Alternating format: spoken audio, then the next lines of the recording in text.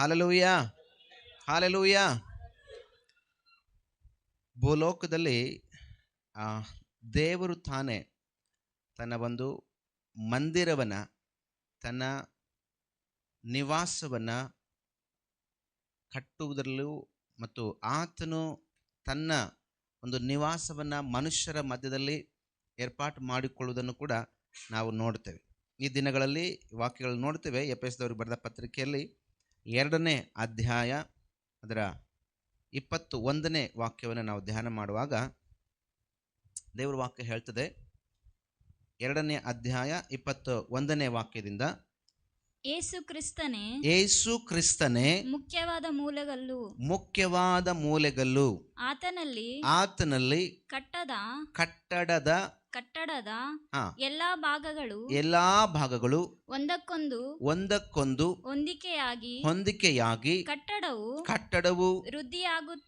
ವೃದ್ಧಿಯಾಗುತ್ತಾ ಕರ್ತನಲ್ಲಿ ಪರಿಶುದ್ಧ ದೇವಾಲಯವಾಗುತ್ತದೆ. Hallelujah, hallelujah. ಭೂಲೋಕದಲ್ಲಿ ದೇವಾಲಯ ಯಾವ ರೀತಿಯಲ್ಲಿ ಕಟ್ಟಲ್ಪಡ್ತಾ ಇದೆ ಅಂತೆ? ಯಾವುದ್ರ ಮೇಲೆ ಕಟ್ಟಲ್ಪಡ್ತಾ ಇದೆ? ಭೂಲೋಕದಲ್ಲಿ ದೇವಾಲಯ, ಹಲ್ಲೆಲೂಯ, ಯಾವುದ್ರ ಮೇಲೆ ಕಟ್ಟಲ್ಪಡ್ತಾ ಇದೆ? ನಾವು ನೀವು ಕಟ್ಟುವಂಥ ಮನೆ ಯಾವುದ್ರ ಮೇಲೆ ಯಾವುದ್ರ ಮೇಲೆ ಕಟ್ತಾ ಇದ್ದೀವಿ? ಯಾವುದ್ರ ಮೇಲೆ? ನಾವು ನಿವಾಸ ಮಾಡಿಕೊಂಡದ್ದು ಯಾವುದ್ರ ಮೇಲೆ? ಭೂಮಿಯ ಮೇಲೆ. ಹಲ್ಲೆಲೂಯ. ನಮ್ಮ ಮನೆಗಳೆಲ್ಲಿದೆ ರೀ? ಭೂಮಿಯ ಮೇಲೆ. ನಮ್ಮ ಮನೆ ಮಣ್ಣು ಕಲ್ಲುಗಳಿಂದ. ಹಲ್ಲೆಲೂಯ. ನಮ್ಮ ಮನೆಯನ್ನು ನಾವೇನು ಮಾಡ್ತಾ ಇದ್ದೀವಿ? ಕಲ್ಲು ಮಣ್ಣುಗಳಿಂದ ಭೂಮಿಯ ಮೇಲೆ ನಾವೇನು ಮಾಡ್ತಾ ಇದ್ದೀವಿ? ಅಸ್ಥಿವಾರವನ್ನು ಹಾಕಿ ಕಟ್ಕೊಳ್ತೇವೆ. ಆದರೆ ಕರ್ತನಾದ ಯೇಸು ಸ್ವಾಮಿ ಆತನು ತನ್ನ ನಿವಾಸವನ್ನು, ಹಲ್ಲೆಲೂಯ, ದೇವರ ವಾಕ್ಯ ಹೇಳ್ತದೆ, ಯೇಸು ಕ್ರಿಸ್ತನೇ ಮುಖ್ಯವಾದ ಮೂಲೆಗಲ್ಲು. ಯಾವುದಕ್ಕೆ? ಯೇಸು ಕ್ರಿಸ್ತನು ಮುಖ್ಯವಾದ ಮೂಲೆಗಲ್ಲು. ಯಾವುದು ವಿಷಯದಲ್ಲಿ? ಯಾವುದಕ್ಕೆ? ಹಲ್ಲೆಲೂಯ, ಮಾತಾಡ್ರಿ. ಯೇಸು ಸ್ವಾಮಿ ಯಾವುದಕ್ಕೆ ಮೂಲೆಗಲ್ಲಾಗಿದ್ದಾರೆ? Amen, hallelujah. ದೇವಾಲಯಕ್ಕೆ, ಕಟ್ಟಡ, ದೇವರ ಆಲಯ, ಆ ಆಲಯಕ್ಕೆ ಕರ್ತನಾದ ಯೇಸು ಸ್ವಾಮಿ ಏನಾಗಿದ್ದಾನಂತೆ? ಮುಖ್ಯವಾದ ಮೂಲೆಗಲ್ಲು. ಹಲ್ಲೆಲೂಯ. ಕೊರಿಂಥದವರಿಗೆ ಬರೆದ ಪತ್ರಿಕೆ, 1ನೇ ಕೊರಿಂಥದವರಿಗೆ ಬರೆದ ಪತ್ರಿಕೆ ಅದರ 3ನೇ ಅಧ್ಯಾಯದಲ್ಲಿ ನಾವು ವಾಕ್ಯವನ್ನು ನೋಡ್ತೇವೆ. 3ನೇ ಅಧ್ಯಾಯ 11ನೇ ವಾಕ್ಯದಿಂದ ನೋಡುವಾಗ, ಹಾಕಿರುವ ಅಸ್ಥಿವಾರವು ಯೇಸು ಕ್ರಿಸ್ತನೇ. ಯಾರಂತೆ?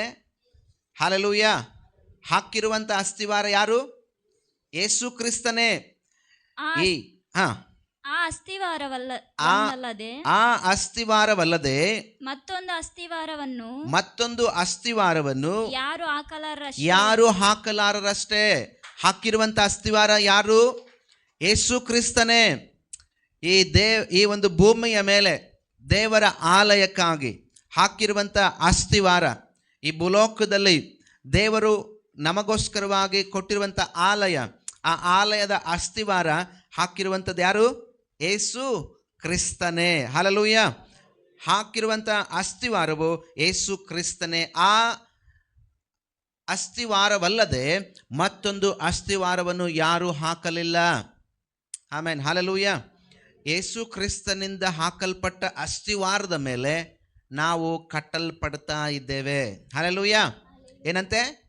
ಯೇಸು ಕ್ರಿಸ್ತನಿಂದ ಅಸ್ಥಿವಾರ ಹಾಕಲ್ಪಟ್ಟ ಮಂದಿರದಲ್ಲಿ ನಾವೇನಾಗಿದ್ದೀವಂತೆ? ಕಟ್ಟಲ್ಪಡುತ್ತಾ ಅಲ್ವಾ? ಅದೇ ವಾಕ್ಯ ಹೇಳ್ತದಲ್ಲ ಇಲ್ಲಿ ಎಫೆಸದವರಿಗೆ ಬರೆದ ಪತ್ರಿಕೆಯಲ್ಲಿ, ಮುಖ್ಯವಾದ ಮೂಲೆಗಳಿತ್ತು. ಆತನಲ್ಲಿ ಕಟ್ಟಡದ ಎಲ್ಲ ಭಾಗಗಳು ಒಂದಕ್ಕೊಂದು ಹೊಂದಿಕೆಯಾಗಿ ಕಟ್ಟಡವು ವೃದ್ಧಿಯಾಗುತ್ತಾ ಕರ್ತನಲ್ಲಿ ಪರಿಶುದ್ಧ ದೇವಾಲಯವಾಗುತ್ತದೆ. ಹಲ್ಲೆಲೂಯ. ಯಾರಲ್ಲಿ?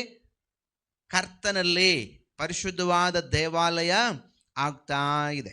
ದೇವಾಲಯ ಮುಗಿದೋಯ್ತಾ ಅನ್ಕೊಂಡಿದ್ದೀವ? ಇಲ್ಲ, ದೇವಾಲಯ ಏನಾಗ್ತದೆ ಅಂತೆ? ಇನ್ನು ಕಟ್ಟಲ್ಪಡ್ತಾನೇ ಇದೆ. ಯಾವಾಗ ಪರಿಪೂರ್ಣವಾಗುತ್ತೆ? ಭೂಲೋಕದಲ್ಲಿರುವ ಜನರೆಲ್ಲರೂ ಕ್ರಿಸ್ತನ ಬಳಿಗೆ ಬರುವಾಗ. ಹಲ್ಲೆಲೂಯ.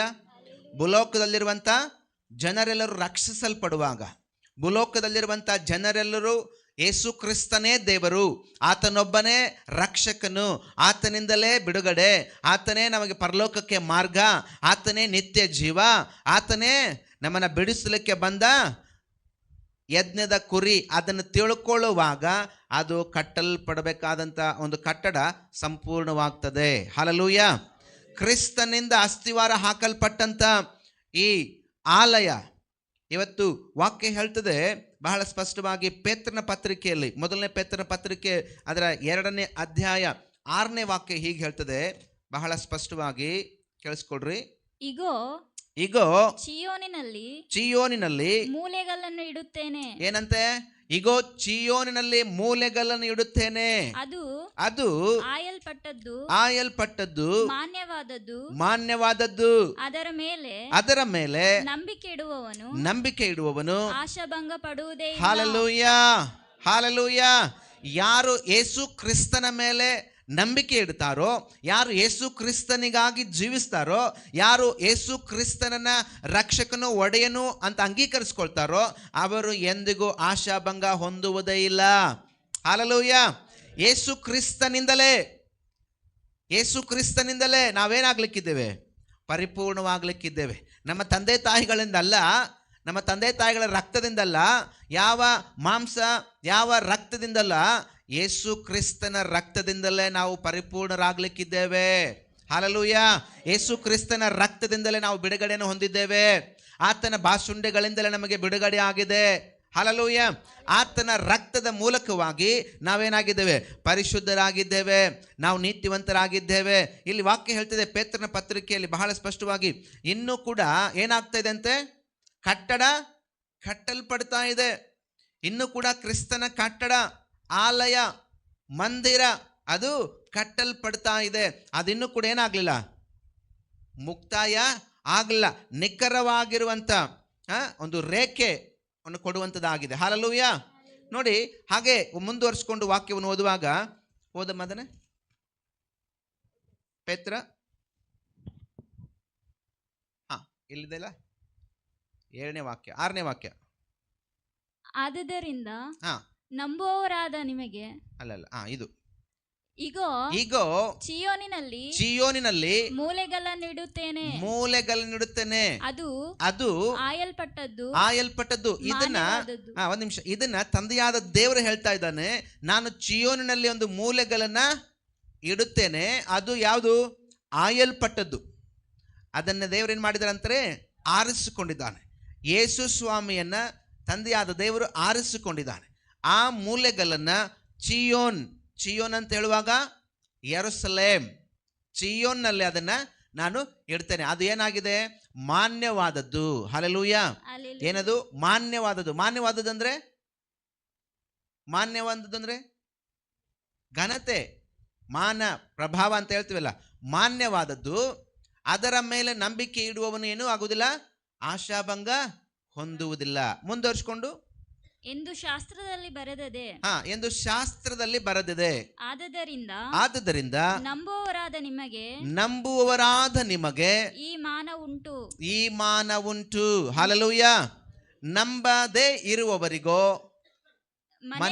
ಮನೆ ಕಟ್ಟುವವರು ಬೇಡವೆಂದ ಬಿಟ್ಟ ಕಲ್ಲೇ ಮುಖ್ಯವಾದ ಮೂಲಗಲ್ಲಾಯಿತು. ಹಲ್ಲೆಲೂಯಾ.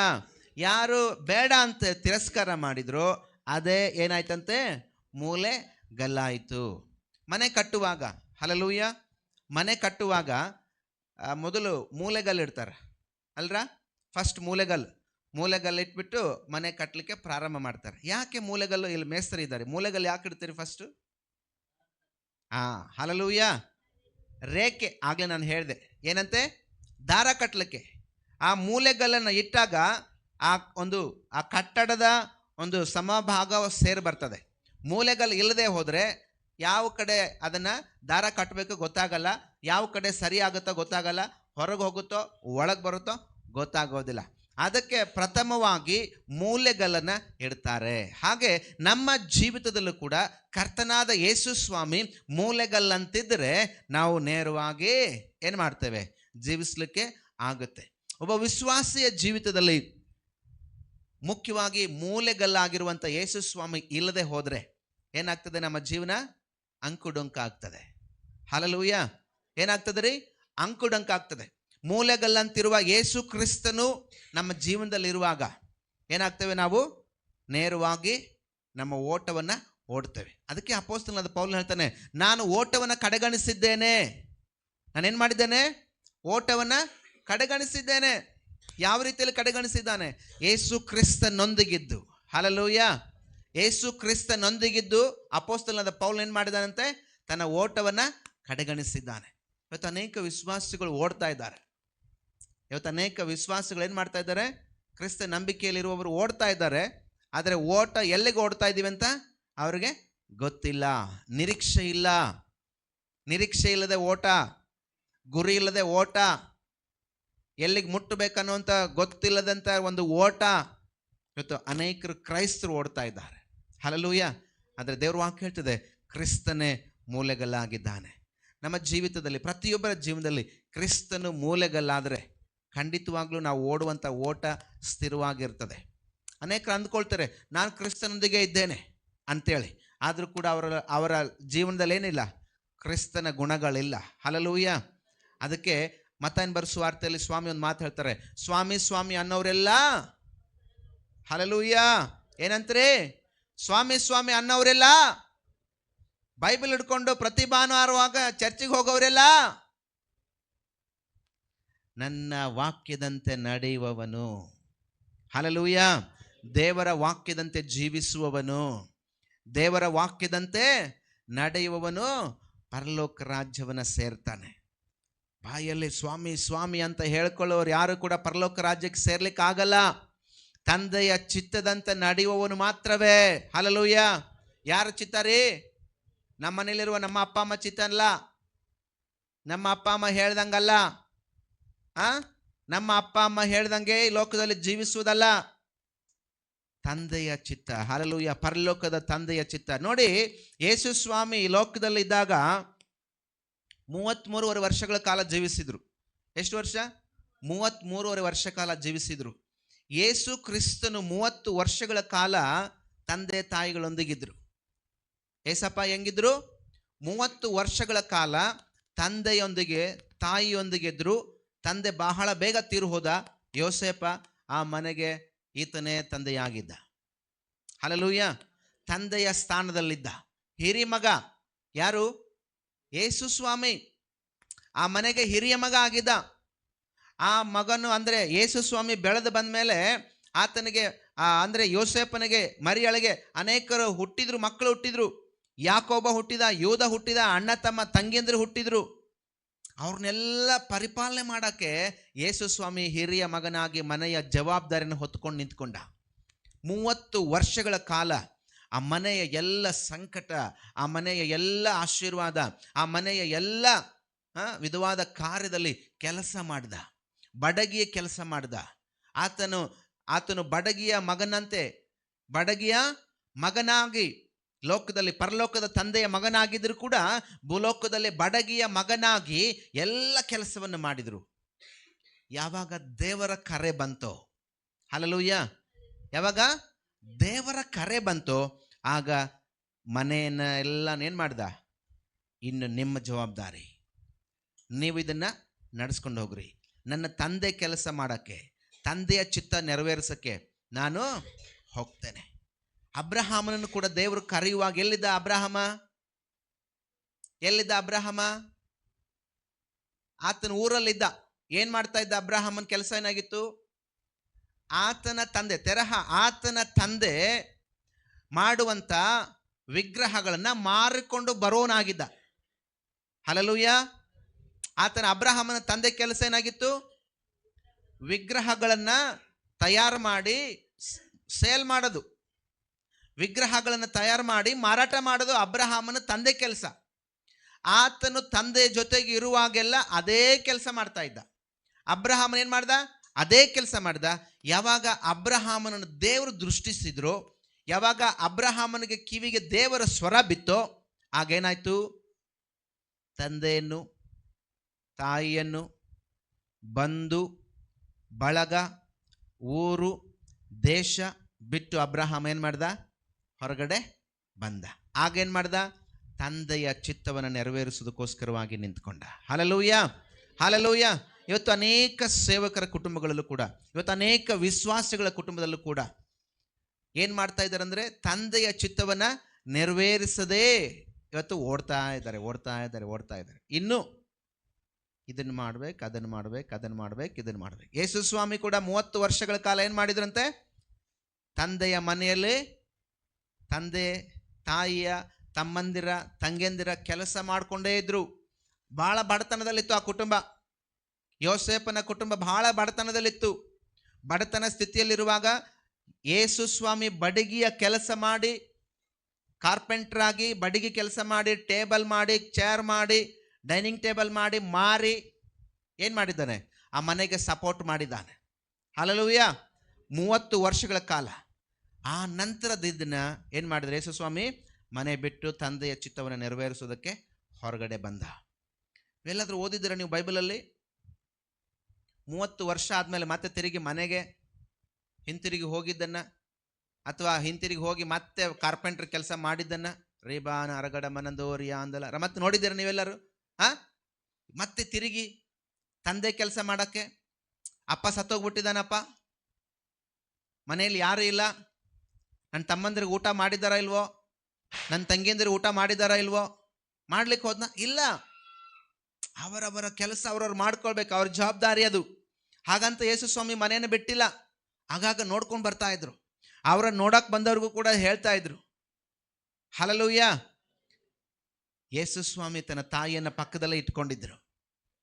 ಯೇಸು ಸ್ವಾಮಿ ತನ್ನ ತಾಯಿಯನ್ನ ಪಕ್ಕದಲ್ಲೇ ಇಟ್ಕೊಂಡಿದ್ರು. ಶಿಲುಬೆಯ ಮೇಲೆ ಪ್ರಾಣ ಕೊಡುವವರೆಗೂ. ಹಲ್ಲೆಲೂಯಾ. ಎಲ್ಲಿವರೆಗೂ ರೀ? ಶಿಲುಬೆಯ ಮೇಲೆ ತನ್ನ ಪ್ರಾಣ ಕೊಡುವವರೆಗೂ ಯೇಸು ಸ್ವಾಮಿ ತಾಯಿಯನ್ನ ಪಕ್ಕದಲ್ಲಿ ಇಟ್ಟುಕೊಂಡಿದ್ರು. ಆದರೆ ಒಂದೇ, ತಂದೆಯ ಚಿತ್ತವನ್ನು ನೆರವೇರಿಸ್ತಾ ಇದ್ದ. ಹಲ್ಲೆಲೂಯಾ. ಏನ್ ಮಾಡ್ತಾ ಇದ್ದ? ಯೇಸು ಸ್ವಾಮಿ ತಾಯಿಯನ್ನ ಜೊತೆಯಲ್ಲಿ ಇಟ್ಟುಕೊಂಡು ಕೂಡ ತಂದೆಯ ಚಿತ್ತವನ್ನು ನೆರವೇರಿಸ್ತಾ ಬಂದ. ಒಂದಿನ ಆತನ ಶಿಲುಬೆಗೆ ಹಾಕಿದರು. ಆಗ ತಾಯಿಯನ್ನ ಏನ್ ಮಾಡಲಿಲ್ಲ? ಆತ ಅನಾಥಳನ್ನಾಗಿ ಬಿಡ್ಲಿಲ್ಲ. ನಂಬಿಗಸ್ತನಾದ ಯೌವನಸ್ಥ ಸೇವಕನ ಕೈಯಲ್ಲಿ ಕೊಟ್ಟು ಹೋದ. ಹಲ್ಲೆಲೂಯಾ. ನಂಬಿಗಸ್ತನಾದ ಯೌವನಸ್ಥನಾಗಿರುವ ಶಿಷ್ಯನ ಕೈಯಲ್ಲಿ ಯೇಸು ಸ್ವಾಮಿ ತನ್ನ ತಾಯಿಯನ್ನ ಒಪ್ಪಿಸಿಕೊಟ್ಟು ಆತನು ಪ್ರಾಣ ಕೊಡುವುದನ್ನು ನೋಡ್ತೇವೆ. ಹಲ್ಲೆಲೂಯಾ. ಪ್ರಿಯ ದೇವರ ಜನವೇ, ಏನನ್ನು ಕಲಿತೀವಿ ನಾವು ಇದರಿಂದ? ಏನನ್ನು ಕಲಿತೀವಿ? ದೇವರು ನಿನ್ನನ್ನು ಯಾವ ಉದ್ದೇಶಕ್ಕಾಗಿ ಆರಿಸಿಕೊಂಡಿದ್ದಾನೆ, ದೇವರು ನಿನ್ನನ್ನು ಯಾವ ಕೆಲಸ ಮಾಡೋದಕ್ಕೋಸ್ಕರ ಆರಿಸಿಕೊಂಡಿದ್ದಾನೆ, ನೀನು ಅದೇ ಕೆಲಸ ಮಾಡಬೇಕು. ಅದನ್ನು ಬಿಟ್ಟು ನೀನು ಬೇರೊಂದು ಕೆಲಸ ಮಾಡೋಕ್ಕೆ ಯೋಗ್ಯಳಲ್ಲ. ನೀನು ಅದನ್ನು ಬಿಟ್ಟು ಬೇರೆ ಕೆಲಸ ಮಾಡೋಕ್ಕೆ ಹೋದರೆ ಅದರಲ್ಲಿ ನಿನ್ನ ಫಲ ನೋಡೋದಿಲ್ಲ. ಅದರಿಂದ ನೀನೇನೋ ಲಾಭ ಮಾಡ್ಕೋತೀನಿ, ನಾನೇನೋ ಗಳಿಸ್ಬೋದು, ನಾನು ದೊಡ್ಡ ಬಿಲ್ಡಿಂಗ್ ಕಟ್ಬೋದು, ನಾನು 10 ಎಕರೆ ಹೊಲ ತಗೋಬೋದು, ನನ್ನ ಕಾರ್ ತಗೋಬೋದು. ನಿನ್ನ ಕಾರ್ಯಗಳು ನಿಷ್ಫಲವಾಗ್ತದೆ. ವ್ಯರ್ಥವು ವ್ಯರ್ಥ, ಸಮಸ್ತವು ವ್ಯರ್ಥ. ದೇವರ ಆಲೋಚನೆ ಇಲ್ಲದೆ, ದೇವರ ಚಿತ್ತವಿಲ್ಲದೆ, ದೇವರ ಉದ್ದೇಶವಿಲ್ಲದೆ ನೀನು ಯಾವುದನ್ನೂ ಕೂಡ ಮಾಡಲಿಕ್ಕೆ ಹೋದರೆ ಅದು ವ್ಯರ್ಥವೇ ವ್ಯರ್ಥ, ಸಮಸ್ತವು ವ್ಯರ್ಥ. ನಿನ್ನನ್ನು ದೇವರು ಯಾವುದಕ್ಕಾಗಿ ಆರಿಸ್ಕೊಂಡಿದ್ದಾನೋ ಅದನ್ನು ಮಾತ್ರ ಮಾಡುವುದನ್ನು ಕಲಿ. ಆಗ ನೀನು ಉದ್ಧಾರ ಆಗ್ತೀಯ. ಆಗ ನಿನ್ನ ಮುಖವು ಲಜ್ಜೆಯಿಂದ ಕೆಡುವುದೇ ಇಲ್ಲ. ದೇವ್ರ ವಾಕ್ಯ ಹೇಳ್ತದೆ, ದೇವರು ಅವರನ್ನೇನು ಮಾಡುದಿಲ್ಲಂತೆ? ಆಶಾಭಂಗ ಪಡಿಸುವುದಿಲ್ಲ. ಯಾರು ಆ ಮೂಲೆಗಲ್ಲಾಗಿರುವ ಯೇಸು ಕ್ರಿಸ್ತನ ಮೇಲೆ ನಂಬಿಕೆ ಇಡ್ತಾರೋ ಅವರು ಯಾರು ಕೂಡ ಆಶಾಭಂಗ ಹೊಂದುವುದಿಲ್ಲ. ಅವ್ರು ಯಾರು ಕೂಡ ಸಾಲಗಾರರಾಗಿರುವುದಿಲ್ಲ. ಅವ್ರು ಯಾರು ಕೂಡ ಇನ್ನೊಬ್ಬರ ಮುಂದೆ ಕೈ ಚಾಚುವರಾಗಿರೋದಿಲ್ಲ. ಹಲ್ಲೆಲೂಯಾ. ಯಾರು ಕೂಡ ಇನ್ನೊಬ್ಬರ ಮುಂದೆ ಏನಾಗುವುದಿಲ್ಲ, ಅವರು ಸಾಲಕ್ಕಾಗಿ ಕೈ ಒಡ್ಡುವುದಿಲ್ಲ. ನನ್ನ ಮನೆಯಲ್ಲಿ ಅವಶ್ಯಕತೆ ಇದೆ, ನನ್ನ ಕುಟುಂಬದಲ್ಲಿ ಅವಶ್ಯಕತೆ ಇದೆ, ಯಾರ ಮುಂದೆಯೂ ಕೂಡ ಕೈ ಚಾಚುವ ಪರಿಸ್ಥಿತಿಯನ್ನ ಕರ್ತನಾದ ಯೇಸು ಸ್ವಾಮಿ ಅವರ ಜೀವಿತದಲ್ಲಿ ತರೋದಿಲ್ಲ. ಮುಖ್ಯವಾಗಿ ಮೂಲೆಗಲ್ಲಾಗಿರುವ ಯೇಸು ಕ್ರಿಸ್ತನ ಮೇಲೆ ನಂಬಿಕೆಯಿಂದ ನಾವು ಜೀವಿಸಬೇಕು. ತಂದೆಯ ಚಿತ್ತವನ್ನು ನೆರವೇರಿಸ್ತಾ ಬಂದಾಗ ದೇವರು ಆತನನ್ನು ಆಶೀರ್ವದಿಸ್ತಾ ಬಂದ. ಬರೀ 33.5 ವರ್ಷ ರೀ. ಎಷ್ಟು ವರ್ಷ? ಜಸ್ಟ್ 33.5 ವರ್ಷ. 33.5 ವರ್ಷ ಆತನ ಸೇವೆ ಮಾಡಿದ್ದನ್ನು ಪ್ರಪಂಚದಲ್ಲಿ ಬರೆದಿಡಕ್ಕೆ ಬುಕ್ಸ್ ಸಾಲಿಲ್ವಂತೆ. Hallelujah, hallelujah. ಇದು ನಾನು ಹೇಳ್ತಾ ಇಲ್ಲ, ದೇವರ ವಾಕ್ಯ ಹೇಳ್ತಾ ಇದೆ, ಸತ್ಯವೇದ ಹೇಳ್ತದೆ. ಆತನು ಮಾಡಿರುವುದನ್ನು ಬರೆದು ಇಡುವುದಕ್ಕೆ ಪುಸ್ತಕಗಳು ಸಾಲದ ಹೋಯ್ತಂತೆ. ಅಷ್ಟು ಕಾರ್ಯಗಳನ್ನು ಕರ್ತನಾದ ಯೇಸು ಸ್ವಾಮಿ ಮಾಡಿದ್ದಾರೆ ಭೂಮಿ ಮೇಲೆ. ಬರೀ 33.5 ವರ್ಷ. ಇನ್ನು 30 ವರ್ಷವೆಲ್ಲ ಆತನು ಮಾಡಿದರೆ, ಒಂದು ವೇಳೆ ಹುಟ್ಟಿದಾಗಿಂದ ತಂದೆಯ ಚಿತ್ತ ನೆರವೇರಿಸಿದ್ರೆ ಎಷ್ಟಾಗ್ತಿತ್ತೇನೋ ಅಲ್ವಾ? ಸಂಪೂರ್ಣವಾಗಿ ಸೇವೆಗೆ ಒಪ್ಪಿಸಿಕೊಟ್ಟ ಆದಮೇಲೆ ಬರೀ 3.5 ವರ್ಷ ಆತನ ಸೇವೆಯ ಅವಧಿ, ಯೇಸು ಸ್ವಾಮಿಯ ಸೇವೆಯ ಅವಧಿ ಬರೀ 3.5 ವರ್ಷ ಕಾಲ. ಅಷ್ಟು ಮಾಡಿದ್ದೇ ಅದ್ಭುತವಾಗಿತ್ತು. ಜನರ ನಂಬಕ್ಕೆ ಆಗಲಿಲ್ಲ, ಊಹೆ ಮಾಡಿದರೂ ಕೂಡ ಆಗಲಿಲ್ಲ. ಹಲ್ಲೆಲೂಯ. ಅಷ್ಟು ಕಾರ್ಯಗಳನ್ನು ಯೇಸು ಸ್ವಾಮಿ ಭೂಮಿಯ ಮೇಲೆ ಮಾಡಿದ್ದಾನೆ. ಪ್ರಿಯ ದೇವ್ರ ಮಕ್ಕಳು, ಇವತ್ತು ನಮ್ಮನ್ನು ಕೂಡ ಆರಿಸ್ಕೊಂಡಿದ್ದಾನೆ, ಇವತ್ತು ನಿನ್ನನ್ನು ಕೂಡ ಆರಿಸ್ಕೊಂಡಿದ್ದಾನೆ. ಇವತ್ತು ನೀನು ನಾನು ಏನು ಮಾಡ್ತಾ ಇದ್ದೇವೆ? ತಂದೆಯ ಚಿತ್ತ ನೆರವೇರಿಸ್ತಾ ಇದ್ದೀವ? ಮೂಲೆಗಲ್ಲಾಗಿರುವ ಯೇಸು ಸ್ವಾಮಿ ಮೇಲೆ ನಂಬಿಕೆ ಇಟ್ಟು ನಾವು ಜೀವಿಸ್ತಾ ಇದ್ದೇವ? ನಮ್ಮನ್ನು ನಾವು ಪರೀಕ್ಷಿಸಿಕೊಳ್ಳೋಣ ಮುಂಜಾನೆ. ಹಲ್ಲೆಲೂಯ. ನೋಡಿ, ದೇವರು ವಾಕ್ಯ ಹೇಳ್ತದೆ. ಹಾಗೆ ಮುಂದುವರಿಸ್ಕೊಂಡು ನಾವು ನೋಡುವಾಗ ಯೆಶಾಯನ ಪ್ರವಾದನೆ ಗ್ರಂಥ 28ನೇ ಅಧ್ಯಾಯ 16ನೇ ವಾಕ್ಯದಲ್ಲೂ ಕೂಡ ಈ ಮೂಲೆಗಲ್ಲಿನ ವಿಷಯದಲ್ಲಿ ನಾವು ನೋಡ್ತೇವೆ. ಯೆಶಾಯನ ಪ್ರವಾದನೆ ಗ್ರಂಥ 28ನೇ ಅಧ್ಯಾಯ 16ನೇ ವಾಕ್ಯ. ಕರ್ತನಾದ ಯೆಹೋವನು ಹೀಗೆ ಹೇಳುತ್ತಾನೆ, ಇಗೋ ಪರೀಕ್ಷಿತವಾಗಿಯೂ ಮಾನ್ಯವಾಗಿಯೂ ಇರುವ ಮೂಲೆಗಲ್ಲನ್ನು ಚೀಯೋನಿನಲ್ಲಿ ಸ್ಥಿರವಾದ ಅಸ್ತಿವಾರವನ್ನಾಗಿ ಇಡುತ್ತೇನೆ. ಹಲ್ಲೆಲೂಯ. ಏನಂತ ಹೇಳ್ತಾ ಇದ್ದಾರಲ್ಲಿ? ತಂದೆಯಾದ ದೇವರು ಮಗನಾದ ಯೇಸು ಕ್ರಿಸ್ತನ ಒಂದು ವಿಷಯದಲ್ಲಿ ತಿಳಿಯಪಡಿಸ್ತಾ ಇದ್ದಾರೆ, ಪ್ರವಾದನಾತ್ಮಕವಾಗಿ ಮುಂಚೆನೆ ಯೆಶಾಯನ ಮೂಲಕವಾಗಿ. ನಾನೇನು ಮಾಡ್ತೇನೆ? ಚೀಯೋನ್ನಲ್ಲಿ ಪರೀಕ್ಷಿತವಾಗಿಯೂ ಮಾನ್ಯವಾಗಿಯೂ ಇರುವ ಮೂಲೆಗಳನ್ನು ನಾನು ಚೀಯೋನ್ನಲ್ಲಿ ಏನು ಮಾಡ್ತೇನೆ? ಇಡುತ್ತೇನೆ. ಪ್ರಿಯ ದೇವ್ ಜನವೇ, ಕರ್ತನಿಗೊಂದು ದರ್ಶನ ಇದೆ. ಹಲ್ಲೆಲೂಯ. ಕರ್ತನಿಗೆ ಒಂದು ದರ್ಶನ ಇದೆ. ಆ ದರ್ಶನದಲ್ಲಿ ನಾವು ಪಾಲುಗಾರರಾಗಿದ್ದೇವೆ. ಆತನ ದರ್ಶನ ಏನು? ತಂದೆಯ ದರ್ಶನ ಏನಾಗಿತ್ತು ರೀ? ಆಮೆನ್. ಹಲ್ಲೆಲೂಯ. ಕರಗಳನ್ನು ತಟ್ಟಿ ದೇವ್ರಿಗೆ ಘನಪಡಿಸೋಣ. ಹಲ್ಲೆಲೂಯ. ಎಲ್ಲರೂ ಕರಗಳನ್ನು ತಟ್ಟಿ ದೇವರಿಗೆ ಸ್ತೋತ್ರ ಮಾಡೋಣ. ತಂದೆಯ ಚಿತ್ತ ಏನಾಗಿತ್ತು? ಒಬ್ಬರಾದರೂ ನಾಶವಾಗಬಾರ್ದು. ಇವತ್ತು ಆ ದರ್ಶನಕ್ಕೆ ನೀವೆಲ್ಲ ಒಳಪಟ್ಟಿದ್ದೀರಾ ಇಲ್ವಾ? ನಾವೆಲ್ಲ ಆ ದರ್ಶನಕ್ಕೆ ಒಳಪಟ್ಟಿದ್ದೇವಾ ಇಲ್ವಾ? ಏನಾ ದರ್ಶನ? ಒಬ್ಬರಾದರೂ ನಾಶವಾಗಬಾರ್ದು. ಅದು ದೇವರ ದರ್ಶನ, ಚಿತ್ತ. ಆ ಚಿತ್ತಕ್ಕೆ ನಾವೆಲ್ಲ ಒಳಪಟ್ಟಿದ್ದೇವಿಲ್ಲ? ಇವತ್ತು ಕೆಲಸ ಮಾಡ್ತಾ ಇದ್ದೀವಿಲ್ಲ? ಪ್ರತಿಯೊಬ್ಬರು ಸ್ವಾರ್ಥೆಯನ್ನು ಸಾರುವುದು, ಪ್ರತಿಯೊಬ್ಬರು ದೇವರ ವಾಕ್ಯವನ್ನು ಹಂಚಿಕೊಳ್ಳುವುದು, ಪ್ರತಿಯೊಬ್ಬರು ಸಾಕ್ಷಿಗಳನ್ನು ಹೇಳುವುದು, ಪ್ರತಿಯೊಬ್ಬರು ಕರಪತ್ರಗಳನ್ನು ಕೊಡುವುದು. ತಂದೆಯ ಚಿತ್ತ ನೆರವೇರಿಸ್ತಾ ಇದ್ದೀವಿ. ಆತನ ದರ್ಶನದಲ್ಲಿ ಪಾಲುಗಾರರಾಗಿದ್ದೀವಿ. ಹಲ್ಲೆಲೂಯ. ಹಲ್ಲೆಲೂಯ. ದೇವ್ರ ಮಗುವೆ, ಆ ದರ್ಶನವನ್ನು ನಾವು ಹೊಂದಿಕೊಂಡವರಾಗಿರಬೇಕಾಗಿದೆ. ಹಾಗೆ ದೇವ್ರ ವಾಕ್ಯದಲ್ಲಿ ನೋಡುತ್ತೇವೆ. ಅಲ್ಲಿ ದೇವ್ರ ವಾಕ್ಯ ಹೇಳ್ತದೆ,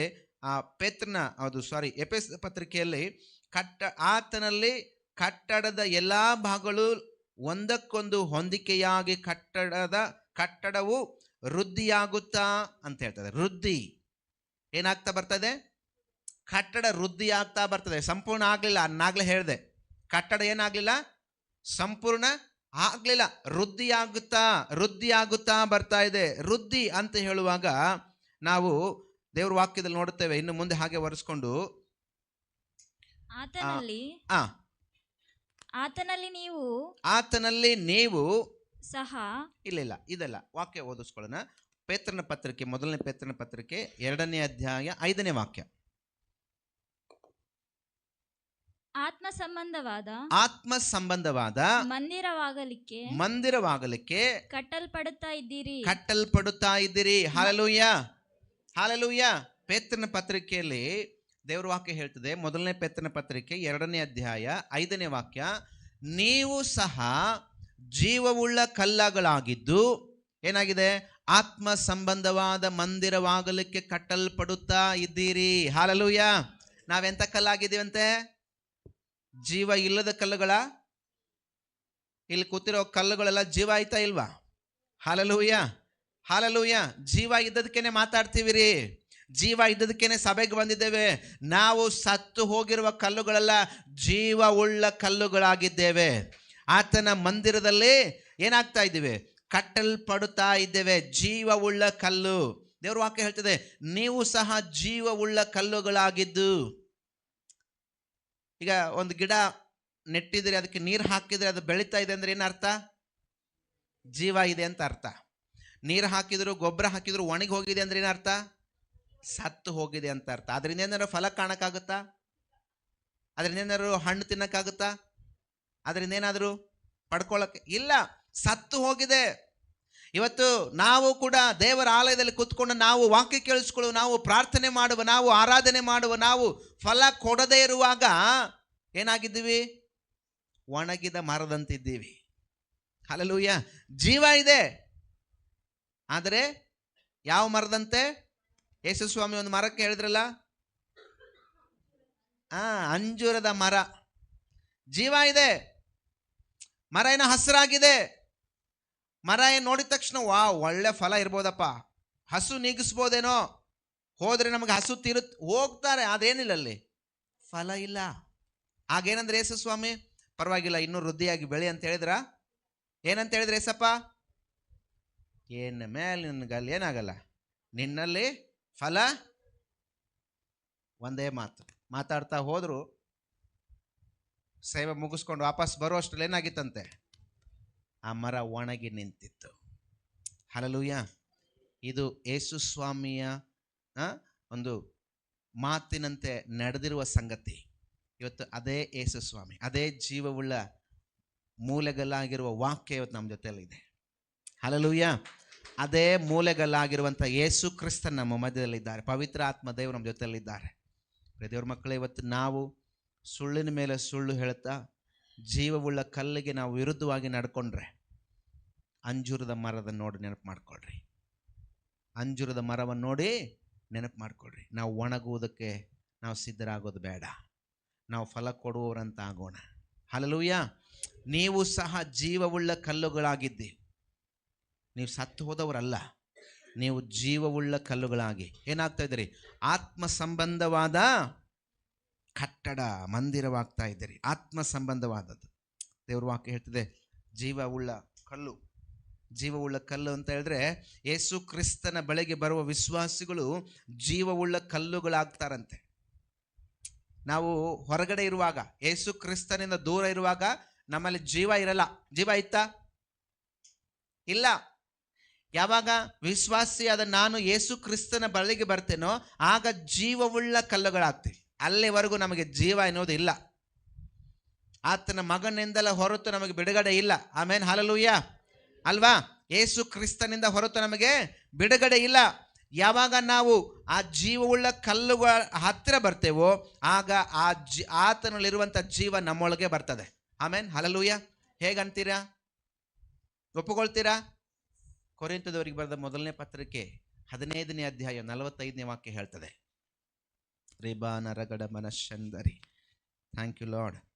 ಕೊರಿಂಥದವರಿಗೆ ಬರೆದ ಮೊದಲನೇ ಪತ್ರಿಕೆ 15ನೇ ಅಧ್ಯಾಯ 45ನೇ ವಾಕ್ಯ ಹೇಳ್ತದೆ, ಮೊದಲನೆಯ ಮನುಷ್ಯನಾದ ಆದಾಮನು ಬದುಕುವ ಪ್ರಾಣಿಯಾದನು ಬರೆದಿದೆಯಲ್ಲ. ಕಡೆಯ ಆದಾಮನು, ಆಮೆನ್, ಹಲ್ಲೆಲೂಯಾ, ಕಡೆಯ ಆದಾಮನಾದರೂ ಬದುಕಿಸುವ ಆತ್ಮನು. ಹಲ್ಲೆಲೂಯಾ. ಕಡೆಯ ಆದಾಮ ಅಂದ್ರೆ ಯಾರ್ರೀ? ಯೇಸು ಕ್ರಿಸ್ತನಾಗಿದ್ದಾನೆ. ಕಡೆಯ ಆದಾಮನಾದರೂ ಏನಾಗಿದ? ಬದುಕಿಸುವ ಆತ್ಮನಾದ. ಮೊದಲನೆಯ ಆದಾಮ ಏನಾದ? ಬದುಕುವನಾದ.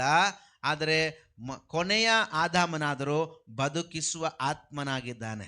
ನಾವು ಬದುಕಿಸುವ ಆತ್ಮನಾಗಿರುವಂಥ ಯೇಸು ಕ್ರಿಸ್ತನಲ್ಲಿ ನಾವು ಬರುವಾಗ ನಾವು ಕೂಡ ಏನಾಗ್ತೇವೆ? ಬದುಕುವರಾಗ್ತೇವೆ ಮತ್ತು ಅನೇಕರನ್ನ ಬದುಕಿಸುವವರಾಗ್ತೇವೆ. ಹಲ್ಲೆಲೂಯಾ.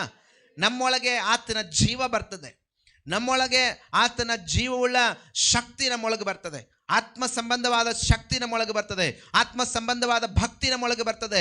ಆತ್ಮ ಸಂಬಂಧವಾದಂಥ ಆ ಭಕ್ತಿಯು ಭಯವು ನಮ್ಮೊಳಗೆ ಬರುವಾಗ ನಾವು ಅನೇಕರಿಗೆ ಅದನ್ನೇನು ಆಡ್ತೀವಿ? ಪ್ರಕಟಪಡಿಸುವರಾಗಿದ್ದೇವೆ. ಹಲ್ಲೆಲೂಯಾ. ಪ್ರಕಟಪಡಿಸುವರಾಗಿದ್ದೇವೆ. ಆತ್ಮ ಸಂಬಂಧವಾದದ್ದು ನಮ್ಮೊಳಗೆ ಬರುವಾಗ. ಪ್ರಿಯ ದೇವ್ ಜನವೇ, ವಾಕ್ಯ ಹೇಳ್ತದೆ. ಹಾಗೆ ಮುಂದುವರಿಸ್ಕೊಂಡು ನೋಡುವಾಗ ಈ ಆತ್ಮೀಕವಾಗಿ ಕ್ರಿಸ್ತನಲ್ಲಿ ನಾವು ಬೆಳೆಯುವಾಗ ಏನಾಗ್ತದೆ ಅಂತೆ? ಆತ್ಮಿಕವಾದ ಹೋರಾಟ, ಬಹಳ ಯುದ್ಧ. ಆತ್ಮಿಕವಾಗಿ ಯುದ್ಧ ಏನಾಗ್ತದೆ? ನಮಗೆ ಬಹಳ ಬರ್ತದೆ. ಸುಮ್ಮನೆಲ್ಲ ಇದು ಆತ್ಮಿಕವಾದ ಹೋರಾಟ ನಮ್ಮನ್ನೇನು ಮಾಡ್ತದೆ? ಕಣ್ಣಿನ ದೃಷ್ಟಿಯಿಂದ, ನಮ್ಮ ಮಾತಿನಿಂದ, ನಮ್ಮ ಬಾಯಿ ಮಾತುಗಳಿಂದ, ನಮ್ಮ ನಡೆ, ನಮ್ಮ ಜೀವಿತ ಎಲ್ಲದು ಆತ್ಮಿಕವಾದ ಹೋರಾಟದಲ್ಲಿ ಬರ್ತದೆ ಪ್ರಿಯರೇ. ನಾವು ಪ್ರತಿದಿನ ಅದನ್ನು ಏನು ಮಾಡಬೇಕಾಗಿದೆ? ನಾವು ದೇವರಿಗೆ ಒಪ್ಪಿಸ್ಕೊಡ್ಬೇಕಾಗಿದೆ. ಕಣ್ಣು ನೋಟ ದೇವ್ರಿಗೆ ಒಪ್ಪಿಸ್ಕೊಡ್ಬೇಕು. ನಮ್ಮ ಬಾಯಿ ಮಾತ್ರ ದೇವ್ರಿಗೆ ಒಪ್ಪಿಸ್ಕೊಡ್ಬೇಕು. ನಮ್ಮ ನಡೆಗಳಿಂದ, ನಾವು ನುಡಿಗಳಿಂದ ದೇವ್ರಿಗೆ ಏನಾಗಬೇಕು? ನಾವು ನಮ್ಮನ್ನು ಒಪ್ಪಿಸಿಕೊಡೋರಾಗಿರ್ಬೇಕು. ಒಂದು ವೇಳೆ ನಮಗೆ ಬಂದ ಹಾಗೆ ನಾವು ಜೀವನ ಮಾಡಿದ್ರೆ ಏನಾಗುತ್ತೆ? ಆತ್ಮಿಕವಾದಂಥ ಹೋರಾಟದಲ್ಲಿ ನಾವು ಬಿದ್ದು ಹೋಗ್ತೇವೆ, ತಪ್ಪಿ ಹೋಗೋರಾಗಿದ್ದೇವೆ. ಆದರೆ ಕರ್ತನ ಮುಂದೆ ನಾವೇನು ಮಾಡಬೇಕು? ನಮ್ಮನ್ನು ತಗ್ಗಿಸಿಕೊಂಡು, ದೇವರೇ, ಈ ಆತ್ಮಿಕವಾದ ಹೋರಾಟದಲ್ಲಿ ನನ್ನನ್ನು ಮುನ್ನಡೆಸೆಂಬುದಾಗಿ ನಾವು ಕೇಳುವಾಗ ಏನಾಗ್ತದೆ? ಪವಿತ್ರ ಆತ್ಮ ದೇವರು ನಮಗೆ ಸಹಾಯಕನಾಗಿರ್ತಾನೆ. ಹಲ್ಲೆಲೂಯಾ. ಪವಿತ್ರ ಆತ್ಮ ದೇವರು ನಮ್ಮನ್ನು ಏನು ಮಾಡ್ತಾನೆ? ಆತ್ಮಿಕವಾದ ಹೋರಾಟದಲ್ಲಿ ಜಯಭರಿತವಾದ ಜೀವಿತವನ್ನು ನಮಗೆ ಅನುಗ್ರಹಿಸಿ ಏನು ಮಾಡ್ತಾನೆ? ಆತ ನಮ್ಮನ್ನು ಮುನ್ನಡೆಸುವನಾಗಿದ್ದಾನೆ. ಒಂದು ವೇಳೆ ಆ ಜೀವವುಳ್ಳ ಕಲ್ಲು ನಮ್ಮ ಜೊತೆಯಲ್ಲಿ ಇಲ್ಲ ಅಂದರೆ, ಆ ಜೀವವುಳ್ಳ ಅಂತ ಕಲ್ಲಿಗೆ ನಾವು ಅಂಟಿಕೊಂಡಿಲ್ಲ ಅಂದರೆ, ಆತ್ಮ ಸಂಬಂಧವಾದದ್ರಲ್ಲಿ ನಾವು ಇಲ್ಲ ಅಂದರೆ, ದೈಹಿಕವಾದದ್ರಲ್ಲಿ ನಾವು ಸೇರುವುದಾದರೆ, ಭೂಲೋಕದಲ್ಲಿ ಮನಸ್ಸಿಡುವುದಾದರೆ, ಹಲ್ಲೆಲೂಯಾ, ಆತ್ಮವಾದದ್ದನ್ನು ನಾವು ಬಿಟ್ಟು ಬಿಡಬೇಕಾಗತ್ತೆ. ಆತ್ಮ ಸಂಬಂಧವಾದದ್ದನ್ನು ನಾವು ದೂರವಾಗಬೇಕಾಗುತ್ತೆ. ಭೂಲೋಕದಲ್ಲಿ ಮನಸ್ಸಿಡುವಾಗ ಏನಾಗ್ತೇವೆ? ಭೂಲೋಕದವುಗಳ ಮೇಲೆ ನಾವು ಏನಾಗ್ತೇವೆ? ಮನಸ್ಸಿಡುವರಾಗ್ತೇವೆ. ಆದರೆ ಆತ್ಮ ಸಂಬಂಧವಾದದ್ದನ್ನು ನಾವು ಚಿಂತಿಸುವಾಗ, ಯೋಚಿಸುವಾಗ, ಆಮೇಲೆ ಆ ಜೀವವುಳ್ಳ ಕಲ್ಲಿನಲ್ಲಿರುವಂಥ ಜೀವ ನಮ್ಮ ಒಳಗೆ ಬರುವುದಾಗಿದೆ. ಹಲ್ಲೆಲೂಯಾ. ಹಾಗೆ ನಾವೇನಾಗ್ತೇವೆ? ದೇವರೊಂದಿಗೆ ಸಾಗೋರಾಗಿದ್ದೇವೆ. ದೇವ್ರ ವಾಕ್ಯ ಹೇಳ್ತಿದೆ. ಹಾಗೆ ಮುಂದುವರಿಸ್ಕೊಂಡು ನಾವು ದೇವ್ರ ವಾಕ್ಯ ನೋಡುವುದಾದರೆ, ನಾವು ನೆಕ್ಸ್ಟ್ ನೋಡುವುದಾದರೆ ಎಫೆಸ ಪತ್ರಿಕೆಯಲ್ಲಿ ನೋಡುವಾಗ ಮಂದಿರ ಅನ್ನೋದನ್ನು ನಾವು ನೋಡ್ತೇವೆ ಅಲ್ವಾ? ಪರಿಶುದ್ಧ ದೇವಾಲಯವಾಗೋದಕ್ಕೆ. ಯಾವುದಕ್ಕೋಸ್ಕರ? ಪರಿಶುದ್ಧ ದೇವಾಲಯ. ಪರಿಶುದ್ಧ ದೇವಾಲಯ ಅಂತ ಹೇಳುವಾಗ, ಈ ದೇವಸ್ಥಾನ ಅಂತ ಹೇಳುವಾಗ ಏನಾಗಿದೆ ಗೊತ್ತ್ರಿ? ಇಬ್ರಿಯ ಪದದ ಅರ್ಥ ಏನಂದರೆ ಪರಿಶುದ್ಧ ಸ್ಥಳ ಎಂಬುದಾಗಿ ಹೇಳ್ತದೆ. ದೇವಸ್ಥಾನ ಅಂತ ಹೇಳುವಾಗ ಇಬ್ರಿಯ ಪದದಲ್ಲಿ ಅರ್ಥ ಏನಂದರೆ ಅದು ಪರಿಶುದ್ಧವಾದ ಸ್ಥಳ. ಹಲ್ಲೆಲೂಯಾ. ಇವತ್ತು ನಾವೇನಾಗಿದ್ದೇವೆ? ದೇವರಿಗೆ ಏನಾಗಿದ್ದೀವಿ? ನಾವು ದೇವರಿಗೆ ದೇವಸ್ಥಾನ ಅಂತ ಹೇಳ್ತೀವಿ ಅಲ್ವಾ? ನಾವೇನಾಗಿದ್ದೇವೆ? ದೇವರಿಗೆ ಮಂದಿರ ಅಂತ ಹೇಳ್ತೀವಿ. ದೇವ್ರು ನನ್ನೊಳಗೆ ಏನು ಮಾಡ್ತಾನೆ? ನಿವಾಸ ಮಾಡಿಕೊಂಡಿದ್ದಾನೆ ಅಂತ ಹೇಳ್ತೀವಿ. ಹಾಗಾದರೆ ಇಬ್ರಿಯ ಒಂದು ಭಾಷೆಯಲ್ಲಿ ಅದಕ್ಕೆ ಅರ್ಥ ಏನಂದರೆ ಪರಿಶುದ್ಧವಾದ ಸ್ಥಳ. ಹಲ್ಲೆಲೂಯಾ. ಪ್ರಿಯ ದೇವ ಜನವೇ, ಇವತ್ತು ದೇವರು ನನ್ನೊಳಗೆ ವಾಸ ಮಾಡ್ತಾ ಇದ್ದಾನೆ. ಬರೀ ಬಾಯಿ ಮಾತಿನಿಂದ ಹೇಳೋದಲ್ಲ, ನನ್ನ ಆಲಯ ಅಥವಾ ನಾನು ದೇವರಿಗೆ ಆಲಯ. ಎಂಥ ಆಲಯ? ಪರಿಶುದ್ಧವಾದ ಆಲಯ. ಇನ್ನೂ ಕೂಡ ನಮ್ಮನ್ನು ಪರೀಕ್ಷಿಸಿಕೊಳ್ಳೋಣ, ಯಾವ ರೀತಿಯಲ್ಲಿ ನಾವಿದ್ದೇವೆ? ದೇವರಿಗಾಗಿ ಪರಿಶುದ್ಧತೆಯಲ್ಲಿದ್ದೇವಾ? ಅಥವಾ ಇನ್ನೂ ನಮ್ಮೊಳಗೆ ಏನಾದರೂ ಕಳಂಕ? ಯೇಸು ಸ್ವಾಮಿ ಹೆಂಗೆ ಪ್ರೀತಿ ಮಾಡಿದಾನೆ ಸಭೆಯನ್ನು? ಸುಕ್ಕು, ಕಳಂಕ ಮತ್ತೊಂದು ಇರದಂತೆ ಸಭೆಯನ್ನು ದೇವರೇನು ಮಾಡಿದಾನಂತೆ? ಆರಿಸ್ಕೊಂಡಿದ್ದಾನೆ. ಇವತ್ತು ನಾವು ವಾಕ್ಯ ಹೇಳ್ತಿದ್ದೆ ಎಫೆಸ ಪತ್ರಿಕೆಯಲ್ಲಿ 6ನೇ ಅಧ್ಯಾಯದಲ್ಲಿ ಬಹಳ ಚೆನ್ನಾಗಿ ದೇವರ ವಾಕ್ಯ ಲಾಸ್ಟಲ್ಲಿ ಸ್ತ್ರೀಯರ ವಿಷಯದಲ್ಲಿ, ಪುರುಷರ ವಿಷಯದಲ್ಲಿ ಕ್ರಿಸ್ತನು ಹೇಗೆ ಸಭೆಯನ್ನು ಪ್ರೀತಿಸಿದ್ದಾನೋ ಹಾಗೆ ಪುರುಷರೇ ನೀವೇನು ಮಾಡಬೇಕಂತೆ? ನಿಮ್ಮ ಹೆಂಡತಿಯರನ್ನ ಪ್ರೀತಿಸ್ಬೇಕು.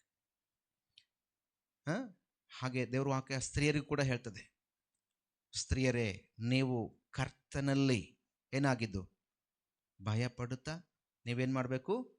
ನಿಮ್ಮ ಗಂಡಂದರನ್ನ ಪ್ರೀತಿಸ್ಬೇಕು. ಹಲ್ಲೆಲೂಯಾ.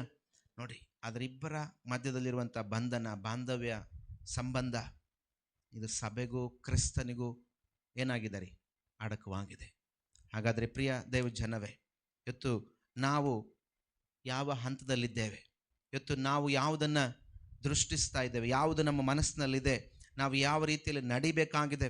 ನಮ್ಮನ್ನು ನಾವು ಪರೀಕ್ಷಿಸಿಕೊಳ್ಳೋಣ. ಅದೇ ಎಫೆಸದವರು ಬರೆದ ಪತ್ರಿಕೆ 2ನೇ ಅಧ್ಯಾಯದ 19 ಮತ್ತು 22ನೇ ವಾಕ್ಯವನ್ನು ನೋಡುವ ಮೇಲೆ ನಾವು ನೋಡುವಾಗ ಬಹಳ ಸ್ಪಷ್ಟವಾಗಿ ಹೇಳ್ತದೆ, ಹೀಗಿರಲಾಗಿ ನೀವು ಇನ್ನು ಮೇಲೆ ಪರದೇಶದವರು ಅನ್ಯರು ಆಗಿರದೆ ದೇವಜನರೊಂದಿಗೆ ಒಂದೇ ಸಂಸ್ಥಾನದವರು ದೇವರ ಮನೆಯವರು ಆಗಿದ್ದೀರಿ. ಹಲ್ಲೆಲೂಯಾ. ಹಲ್ಲೆಲೂಯಾ. ಏನಾಗಿದ್ದೀರಂತ ನೀವು? ನಾವೆಲ್ಲರೂ ಕೂಡ ಏನಾಗಿದ್ದೀವಿ? ಇನ್ನು ಮೇಲೆ ಪರದೇಶದವರು ಅನ್ಯರು ಆಗಿರದೆ ದೇವ ಜನರೊಂದಿಗೆ ಒಂದೇ ಸಂಸ್ಥಾನದವರು ದೇವರ ಮನೆಯವರು ಆಗಿದ್ದೀರಿ. ನೋಡ್ರಿ, ನಾವು ಪರದೇಶದವರು ಆಗಿದ್ವಿ ಅಲ್ಲ? ನಮಗೆ ಅನ್ಯರಂತ ಕರಿತಾ ಇದ್ರು. ಇವರು ಕ್ರಿಸ್ತನವರಲ್ಲ ಅಂತ ಕರಿತಾ ಇದ್ರು. ಇವರು ಕ್ರಿಸ್ತನವರಲ್ಲ, ಇವರು ಕ್ರಿಸ್ತನಲ್ಲಿಲ್ಲ ಅಂತ ಕರಿತಾ ಇದ್ರು. ಆದರೆ ದೇವ್ರ ವಾಕ್ಯ ಹೇಳ್ತದೆ, ಈಗಲಾದರೂ ನೀವು ಏನಾಗಿದ್ರಿ? ಪರದೇಶದವರು, ಅನ್ಯರು ಆಗಿರದ ದೇವ ಜನರೊಂದಿಗೆ ಒಂದೇ ಸಂಸ್ಥಾನ. ಹಾಲೆಲೂಯ. ಎಂತಾದ್ರಿ? ಒಂದೇ ಸಂಸ್ಥಾನ. ಯಾವ ಜಾತಿಯಿಂದ ಆಗಿರಲಿ, ಯಾವ ಧರ್ಮದಿಂದ ಆಗಿರಲಿ, ಯಾವ ಭಾಷೆಯವರಾಗಿರಲಿ, ಅವರು ಕಪ್ಪಾಗಿದ್ದಾರೋ, ಅವರು ಬಿಳುಪಾಗಿದ್ದಾರೋ, ಅವರು ಯಾವ ಸ್ಥಿತಿಯಲ್ಲಿದ್ದರೂ ಕೂಡ ದೇವರು ಅವ್ರನ್ನ ಒಂದೇ ಸಂಸ್ಥಾನದವರನ್ನಾಗಿ ಇಟ್ಟುಕೊಂಡಿದ್ದಾನೆ. ಹಾಲೆಲೂಯ. ನಾವು ಯಾವ ಭಾಷೆ ಮಾತಾಡೋರಾಗಿದ್ರು ಕೂಡ, ನಾವು ಯಾವ ಜನಾಂಗದವರಿಂದ ಬಂದವರಾಗಿದ್ರು ಕೂಡ, ಕ್ರಿಸ್ತನಲ್ಲಿ ಬರುವಾಗ ಒಂದೇ ಸಂಸ್ಥಾನ, ಒಂದೇ ದೇಹಕ್ಕೆ ಸೇರಿದವರಾಗಿದ್ದೇವೆ. ಹಾಲೆಲೂಯ. ಒಂದೇ ಜೀವವುಳ್ಳ ಕಲ್ಲಿಗೆ ಸಂಬಂಧಪಟ್ಟ ಕಲ್ಲುಗಳಾಗಿದ್ದೇವೆ. ಆಮೇನ್. ಹಾಲೆಲೂಯ. ದೇವ್ರು ಎಷ್ಟು ಒಳ್ಳೆಯವನಲ್ವಾ? ಆಮೇನ್. ದೇವ್ರು ಎಷ್ಟು ಒಳ್ಳೆಯವನಲ್ವಾ? ದೇವ್ರ ವಾಕ್ಯ ಹೇಳ್ತದೆ, ಸಂಸ್ಥಾನದ ದೇವರ ಮನೆಯವರು ಆಗಿದ್ದೀರಿ. ನೋಡ್ರಿ, ಎಂತ ಭಾಗ್ಯತೆಯನ್ನು ದೇವರು ನಮಗೆ ಕೊಟ್ಟಿದ್ದಾನೆ, ಎಷ್ಟು ಧನ್ಯತೆಯನ್ನು ಕೊಟ್ಟಿದ್ದಾನೆ. ದೇವರ ಮನೆಯವರು ನಾವು ಆಗಿದ್ದೇವ್ರಿ. ನಮಗೆ ಸಂಬಂಧಪಡದೇ ಇರೋರು ಯಾರಾದ್ರೂ ಮನೆಗೆ ಬಂದರೆ ಒಪ್ಪಿಕೊಳ್ಳಂಗಿಲ್ಲ. ಒಪ್ಪಿಕೊಳ್ತೀವ? ಬೇಗ ಒಳಗೋಗಿ ಕುಂದರ್ಸಿ ನೀರು ಊಟ ಕೊಡ್ತೀವ? ಕೊಡ್ತೀರಾ? ಕರ್ಕೊಂಡು ಹೋಗ್ತೀರಾ ಮನೆ ಒಳಗಡೆ? ನಿಮ್ಗೆ ಸಂಬಂಧ ಇರೋರು ಬಂದರೆ, ಮನೆ ಮುಂದ್ಗಡೆ ಬಂದರೆ, ಮನೆ ಒಳಗಡೆ ಹೋಗಿ ಕರ್ಕೊಂಡು ಹೋಗಿ ಕೂತ್ಕೊಂಡು, ಬರ್ರಿಪ್ಪ ಕೂತ್ಕೊಳ್ರಿ, ಊಟ ಮಾಡ್ರಿ, ನೀರು ಕೊಡ್ರಿ, ಮಜ್ಜಿಗೆ ಕೊಡ್ರಿ. ಮಾಡೋಕ್ಕಾಗಲ್ಲ, ಸಾಧ್ಯ ಇಲ್ಲ. ನಾವು ಅವ್ರು ಸೇರಿಸ್ಕೊಳಂಗಿಲ್ಲ. ನಿಂದು ಯಾವ ಊರಪ್ಪ? ಎಲ್ಲಿಂದ ಅವ್ನು ಬಂದವ್ ನೀನು? ಹೋಗೋ ಕಡೆ. ಯಾವ ಊರೇನೋ, ಯಾವ ಮನೇನೋ, ಪರಿಚಯ ಇಲ್ಲ, ಗುರುತಿಲ್ಲ, ಬಂದ್ಬಿಟ್ರಂತೆ ಒಳಗಡೆ ಸೇರಿಸ್ಕೊಂಡ್ಬಿಡ್ಬೇಕಾ? ಅಲ್ಲ, ಬೈತಿರ್ತೀವಲ್ಲ. ಗೊತ್ತಿಲ್ಲ, ಪರಿಚಯ ಇಲ್ಲ ಅಂದರೆ ಮನೆಗಡೆ ಸೇರಿಸ್ಕೊಂಡ್ಬಿಡ್ಬೇಕಾ? ಊಟ ಕೊಟ್ಬಿಡ್ಬೇಕಾ? ಬಟ್ಟೆ ಕೊಟ್ಬಿಡ್ಬೇಕಾ? ನಾವು ಗೊತ್ತು ಇಲ್ಲದೆ, ಪರಿಚಯ ಇಲ್ಲದೆ ಇರೋರನ್ನ ಸೇರಿಸ್ಕೊಳ್ಳೋಕ್ಕೇನೆ ನಾವೇನು ಮಾಡ್ತೇವೆ? ಹಿಂದೆ ಮುಂದೆ ನೋಡ್ತೇವೆ. ಆದರೆ ಕ್ರಿಸ್ತನು ಹಾಗೆ ಮಾಡಲಿಲ್ಲ. ಹಲ್ಲೆಲೂಯ. ಯೇಸು ಸ್ವಾಮಿ ಹಾಗೆ ಮಾಡಲಿಲ್ಲ. ಗೊತ್ತಿಲ್ಲದೆ ಇರುವವ್ರನ್ನ, ಪರಿಚಯ ಇಲ್ಲದೆ ಇರುವಂಥವ್ರನ್ನ, ಒಂದೇ ರಕ್ತದಲ್ಲಿ ಇಲ್ಲದೆ ಇರೋರು ನಮ್ಮನ್ನು ಏನು ಮಾಡಿದಾನೆ ಸ್ವಾಮಿ? ಒಂದೇ ಸಂಸ್ಥಾನದವರನ್ನಾಗಿ ಸೇರಿಸ್ಕೊಂಡು ದೇವರ ಮನೆಯವರು ಎಂಬುದಾಗಿ ನಮ್ಮನ್ನು ಗುರುತಿಸಿದ್ದಾನೆ. ಹಲ್ಲೆಲೂಯ. ಎಷ್ಟು ಒಳ್ಳೆ ದೇವರಲ್ರಿ. ಇವತ್ತು ಆ ದೇವರ ವಿಷಯದಲ್ಲಿ ನಾವು ಹೇಗಿದ್ದೇವೆ, ಹೇಗೆ ಜೀವಿಸ್ತಾ ಇದ್ದೇವೆ? ಆ ಒಳ್ಳೆಯ ದೇವರ ಮನೆಯವರಾಗಿ ನಾವಿವತ್ತು ಏನು ಮಾಡಬೇಕಾಗಿದೆ? ಮುಂದೆ ಸಾಗಬೇಕಾಗಿದೆ. ಆ ದೇವರ ಮನೆ ಅಂತ ಹೇಳಿಬಿಟ್ಟು ನಾವೇನು ಮಾಡಬೇಕಾರ್ದು? ನಾವು ದೇವರ ಮನೆಯವರು ಅಂತ ಹೇಳಿಬಿಟ್ಟು ನಾವು ಅನ್ಯಾಯದ ಕಡೆಗಾಗಲಿ, ಪಾಪದ ಕಡೆಗಾಗಲಿ, ಅಶುದ್ಧತೆ ಕಡೆಗಾಗಲಿ ನಾವು ಮುಖ ಮಾಡದವರಾಗಿರಬೇಕಾಗಿದೆ. ಹಲ್ಲೆಲೂಯ. ಇವತ್ತು ಇನ್ನೂ ಕೂಡ ನಾನು ಕ್ರಿಸ್ತನವನು ಅಂತ ಹೇಳ್ಕೊಂಡು ಅನ್ಯಾಯ ಮಾಡ್ತಿದ್ರೆ, ಇವತ್ತು ನಾನಿನ್ನೂ ಕ್ರಿಸ್ತನವನು ಅಂತೇಳಿ ಅಪವಿತ್ರತೆಯಲ್ಲಿ ಇರೋದಾದರೆ, ಇವತ್ತು ನಾನು ಕ್ರಿಸ್ತವನವನು ಅಂತ ಹೇಳ್ಕೊಂಡು ಸುಳ್ಳು ಮಾತಾಡೋದಾದರೆ, ನೀನು ದೇವರ ಮನೆಗೆ ಸೇರಿದವನಲ್ಲ. ದೇವರ ಮನೆಯಿಂದ ದೂರ ಇದೆಯಾ?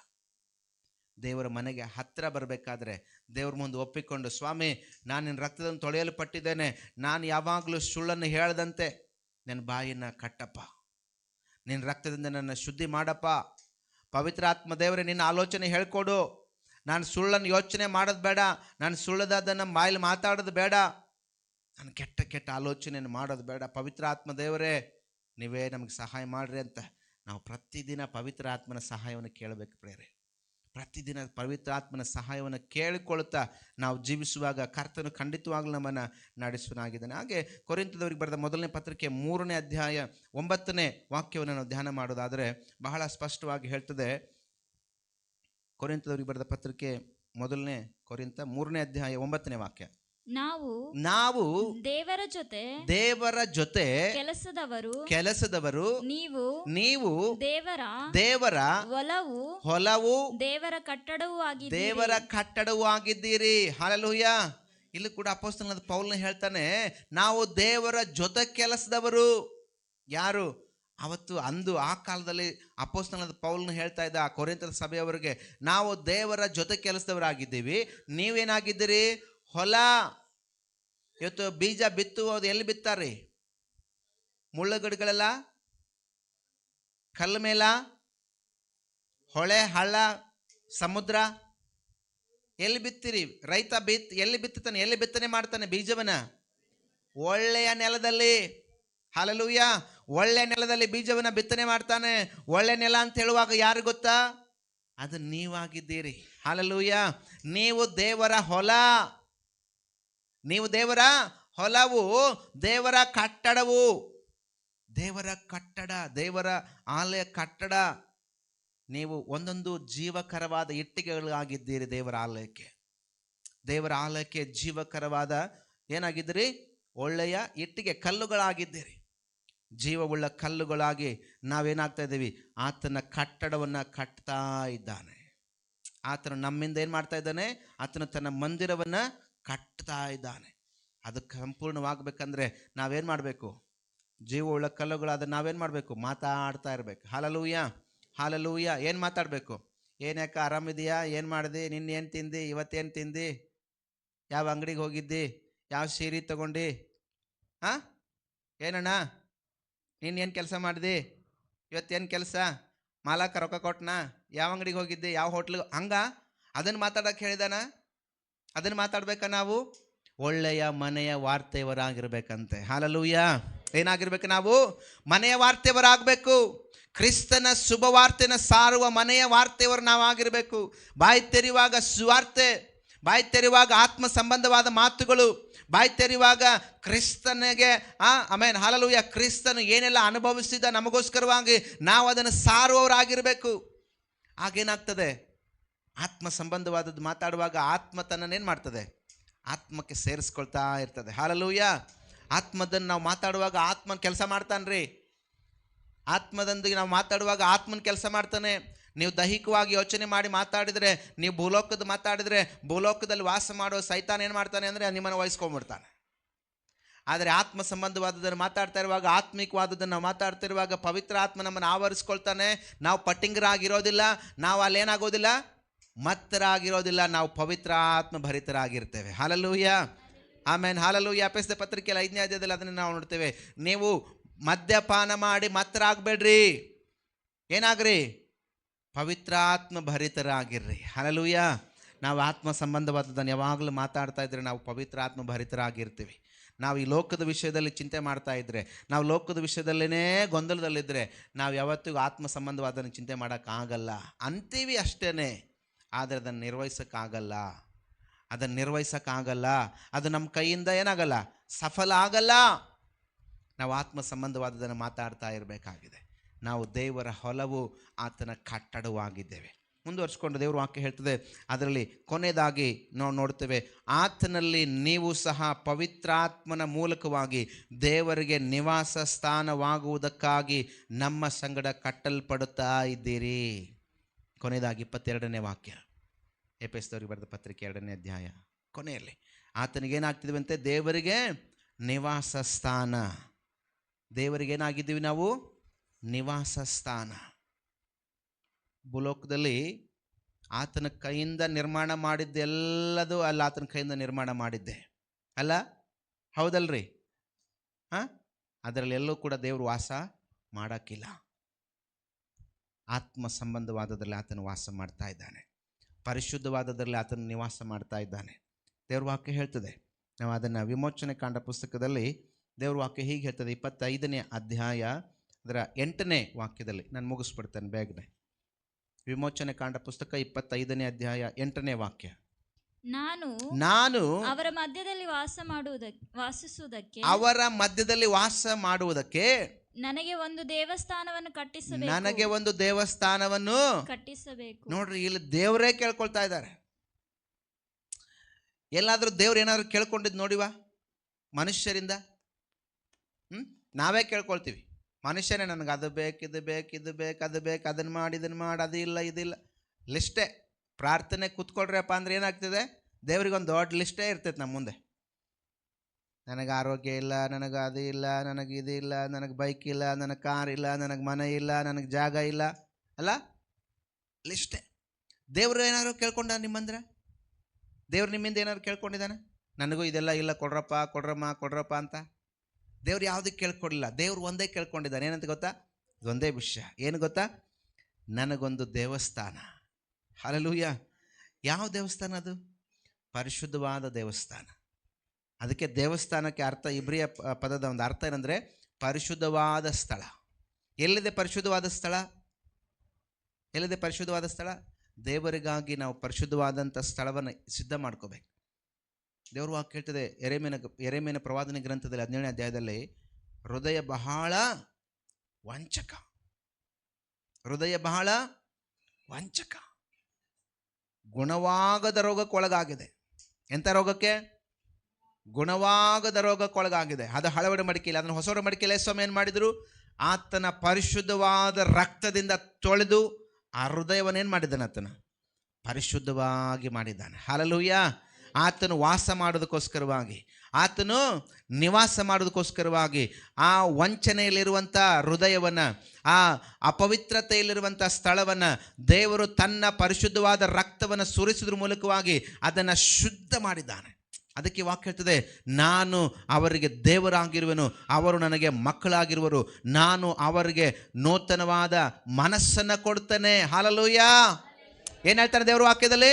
ನಾನು ಅವರಿಗೆ ದೇವರಾಗಿರುವೆನು, ಅವರು ನನಗೆ ಮಕ್ಕಳಾಗಿರುವರು, ನಾನು ಅವರಿಗೆ ನೂತನವಾದ ಮನಸ್ಸನ್ನು ಕೊಡ್ತೇನೆ, ನೂತನವಾದ ಹೃದಯವನ್ನು ಕೊಡ್ತೇನೆ.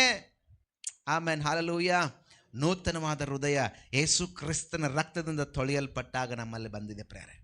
ಯೇಸು ಕ್ರಿಸ್ತನ ರಕ್ತದಿಂದ ತೊಳೆಯಲ್ಪಡದೇ ಇರುವಾಗ ನಮ್ಮ ಹೃದಯ ಏನಾಗಿತ್ತು? ವಂಚನೆಗೊಳಗಾಗಿತ್ತು. ನಮ್ಮ ಹೃದಯ ಏನಾಗಿತ್ತು? ಪಾಪಕ್ಕೊಳಗಾಗಿತ್ತು. ಯಾವಾಗ ಯೇಸು ಕ್ರಿಸ್ತನ ರಕ್ತದಿಂದ ನಮ್ಮನ್ನು ತೊಳೆದನೋ ಆಗ ನಮ್ಮ ವಂಚನೆಯ ಹೃದಯ, ಕಪಟತನದಿಂದ ತುಂಬಿರುವ ಹೃದಯ, ಅಶುದ್ಧತೆಯಿಂದ ತುಂಬಿರುವ ಹೃದಯ ನಿರ್ಮಲ ಆಗಿದೆ. ಹಲ್ಲೆಲೂಯ. ನಿರ್ಮಲ ಆಗಿದೆನಾ ಇಲ್ವಾ? ನಿರ್ಮಲ ಆಗಿದೆ, ಪರಿಶುದ್ಧವಾಗಿದೆ. ಈಗ ಪರಿಶುದ್ಧವಾಗಿರುವಂಥ ನಿರ್ಮಲವಾದಂಥ ಆ ಹೃದಯವನ್ನು ನಾವು ತಿರುಗಿ ಏನು ಮಾಡಬಾರ್ದು? ಅಶುದ್ಧ ಮಾಡ್ಕೊಳ್ಬಾರ್ದು. ಅಶುದ್ಧ ಮಾಡಿದ್ರೆ ಏನಾಗ್ತದೆ? ಮತ್ತೆ ತಿರುಗಿ ಯೇಸು ಸ್ವಾಮಿಯನ್ನು ಶಿಲುಬೆಗೆ ಹಾಕಿದಂತೆ. ಪ್ರಿಯ ದೇವ ಜನವೇ, ಪ್ರಿಯ ಸಭೆಯೇ, ಅರ್ಥ ಮಾಡ್ಕೊಳ್ರಿ. ಕೇಳಿಸ್ಕೊಳ್ತಾ ಇದ್ದೀರಾ? ಅರ್ಥ ಆಗ್ತಿದೆನಾ? ಅರ್ಥ ಆಗ್ತಿದೆನಾ? ನಿದ್ರೆ ಮಾಡೋರೆಲ್ಲ ಒಂದು ಸಾರಿ ಹಲ್ಲೆಲೂಯ ಹೇಳ್ರಿ. Wow, hallelujah. ನಿದ್ರೆ ಮಾಡ್ತಾ ಇಲ್ವಲ್ಲ? ಇಲ್ಲೇ ಇದ್ದೀರಾ? Praise the lord. ನಾವು ನಮ್ಮ ನಿರ್ಮಲವಾದ ಹೃದಯವನ್ನು ತಿರುಗಿ ಪಾಪಕ್ಕೆ ನಡೆಸೋದಾದ್ರೆ ಏನು ಮಾಡ್ದಂಗೆ? ಮತ್ತೆ ನಾವು ಯೇಸು ಸ್ವಾಮಿಯನ್ನು ಶಿಲುಬೆಗೆ ಏರಿಸಿದಂತೆ. ತಿರುಗಿ ತಿರುಗಿ ಯೇಸು ಸ್ವಾಮಿಯನ್ನು ಶಿಲುಬೆಗೆ ಏರಿಸ್ತೀರಾ? ಬೇಡ, ಶಿಲುಬೆಗೆ ಏರ್ಸೋಕ್ಕಾಗಲ್ಲ. ಯೇಸು ಸ್ವಾಮಿ ಆಗಲೇ ಶಿಲುಬೆಗೆ ಏರಿ ಸತ್ತು ಹೂಣಲ್ಪಟ್ಟು ಮೃತ್ಯುಂಜಯನಾಗಿ ಈಗಾಗಲೇ ಪರಲೋಕದಲ್ಲಿ ತಂದೆಯ ಬಲಪಾರ್ಶ್ವದಲ್ಲಿ ಕೂತ್ಕೊಂಡಿದ್ದಾರೆ. ತಿರುಗಿ ಆತನೇನು ಶಿಲುಬೆಗೆ ಹಾಕೋಕ್ಕಾಗಲ್ಲ. ಆದರೆ ಏನು ಮಾಡ್ತೀವಿ ಗೊತ್ತಾ? ಏನು ಮಾಡ್ಬೋದು ಅಂತ ಹೇಳಿದ್ರೆ ಗೊತ್ತಾ? ಪವಿತ್ರ ಆತ್ಮನ ವಂಚನೆ ಮಾಡ್ದಂಗೆ ಇರ್ತದೆ. ಪವಿತ್ರ ಆತ್ಮನ ವಂಚಿಸ್ತೀವಿ. ಪವಿತ್ರ ಆತ್ಮನ ಏನು ಮಾಡ್ತೀವಿ? ನಾವು ವಂಚಿಸ್ತಾ ಇರ್ತೀವಿ. ಪವಿತ್ರ ಆತ್ಮನ ವಂಚನೆ ಮಾಡೋದು ಒಂದೇ, ಯೇಸು ಸ್ವಾಮಿಯನ್ನು ಶಿಲುಬೆಗೆ ಹಾಕೋದು ಒಂದೇ. ಹಾಗಾದರೆ ದೇವರು ನಮಗೆ ಕೊಟ್ಟಿರುವ ನೂತನವಾದ ಹೃದಯ, ದೇವರು ನಮಗೆ ಕೊಟ್ಟಿರುವ ನಿರ್ಮಲವಾದ ಮನಸ್ಸು, ಹೃದಯನ ತಿರುಗಿ ನಾವು ವಂಚನೆಗೆ ಒಪ್ಪಿಸಿಕೊಡದಂತೆ ನಿರ್ಮಲವಾದ ನಿವಾಸವನ್ನಾಗಿ ನಾವು ಇಟ್ಟುಕೊಳ್ಳೋಣ. ಕೊನೆಯದಾಗಿ ನಾವು ನೋಡೋದಾದರೆ ಪ್ರಕಟಣೆ ಪುಸ್ತಕದ 21ನೇ ಅಧ್ಯಾಯ ಅದರ 3ನೇ ವಾಕ್ಯವನ್ನು ಧ್ಯಾನ ಮಾಡಿ ನಾವು ಮುಗಿಸ್ಕೊಳ್ಳೋಣ. Thank you Jesus. ಇದಲ್ಲದೆ ಸಿಂಹಾಸನದೊಳಗಿನಿಂದ ಬಂದ ಮಹಾಶಬ್ದವು ನನಗೆ ಕೇಳಿಸಿತು. ಅದು ಇಗೋ ದೇವರ ನಿವಾಸವು ಮನುಷ್ಯರಲ್ಲಿ ಅದೇ. ಹಲ್ಲೆಲೂಯ. ಆತನು ಅವರೊಡನೆ ವಾಸ ಮಾಡುವನು. ಏನಂತ್ರಿ? ದೇವರ ನಿವಾಸ ಎಲ್ಲಿದೆ? ದೇವರ ನಿವಾಸ ಎಲ್ಲಿದೆ ರೀ? ಹೇಳ್ರಿ. ಐತಾ ಇಲ್ವಾ? ದೇವರು ಇದ್ದಾನ ಇಲ್ವಾ? ಮತ್ತೆ ಹೇಳ್ರಿ ಗಟ್ಟಿಯಾಗಿ. ದೇವರ ನಿವಾಸ ಎಲ್ಲಿದೆ ಅಂತೆ? ಪ್ರಕಟಣೆ ಗ್ರಂಥ 21ನೇ ಅಧ್ಯಾಯ 3ನೇ ವಾಕ್ಯ ಹೇಳ್ತದೆ, ಇಗೋ ದೇವರ ನಿವಾಸವು ಎಲ್ಲಿ? ಮನುಷ್ಯರ. ಹಾಕಪ್ಪ ವಾಕ್ಯನ.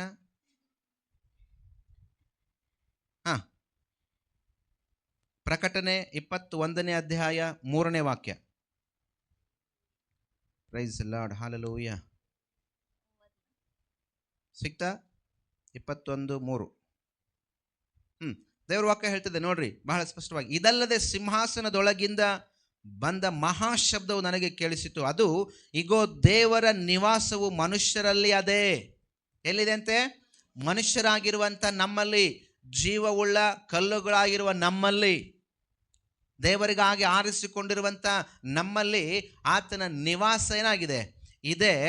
ಆತನು ಅವರೊಡನೆ ವಾಸ ಮಾಡುವವನು, ಅವರು ಆತನಿಗೆ ಪ್ರಜೆಗಳಾಗಿರುವರು, ದೇವರು ತಾನೇ ಅವರ ಸಂಗಡ ಇರುವನು.